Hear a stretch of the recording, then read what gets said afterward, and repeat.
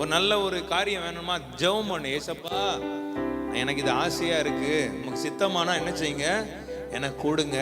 தேடி கேளு. ஆண்டோட எல்லாத்தையும் கேட்கலாம், தகப்பன்ட்ட தானே. அப்பா நினைச்சீங்கன்னா கேளுங்க, எதுனாலும் கேட்கலாம், தப்பு கிடையாது. அது சித்தமான நேரத்துல, அது சித்தமானா உன் கையில அழகாய் கொண்டு வந்து சேர்ப்பார், நீ நினைச்சபடி அல்ல. ஆமென் சொல்லுங்க பாப்போம்.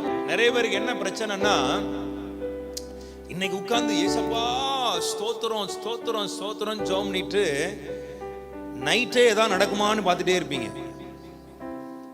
என்னடா நடக்கல, அடுத்த நாள் ஏதாவது ஒருத்தன் வீட்டு ஏதாவது நன்மை. ஏங்க, கர்த்தர் உனக்கு செய்யும் போது நீ எதிர்பார்க்கும் போது எதுவும் வராது. நீ எதிர்பாராம படுத்திருப்ப பார், அப்போ உன் வீட்டு வாசல் அற்புதம் நிற்கும். கை தட்டக்கூடாதா? எத்தனை பேருக்கு புரிஞ்சது நான் சொல்றது? உன் காரியம் வாய்க்கும்படி கர்த்தர் செய்வார். அல்லேலூயா. நம்ம நினைச்சிட கூடாது, இன்னைக்கு முழங்கால் போடும் ஆண்டவர் செய்யறதுக்கு ஆண்டவர் செய்யறதுக்கு நான் தான் சொல்லுவேன், பல மணி நேரம் தேவை கிடையாது.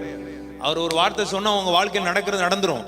ஆனா நீங்க நம்பணும், நான் ஜெபிக்கும் போது அவர் வார்த்தை எனக்கு புறப்பட்டுடுச்சு, நான் நம்புறேன் என் காரியம். இப்ப இன்னைக்கு கர்த்தருடைய வார்த்தையை கேட்கறீங்க பார், இப்பவுமே நீ விசுவாசி, என் காரியத்தை கர்த்தர் வாய்க்க செய்து விட்டார்.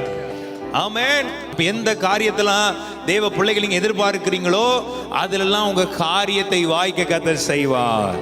பக்கத்தை தட்டி சொல்லுங்க, சந்தோஷமா இருங்க.